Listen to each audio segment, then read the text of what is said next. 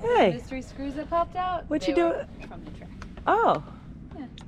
So just putting some thread locker on and gluing some screws in, like you do. Like in, you do. in leopard print.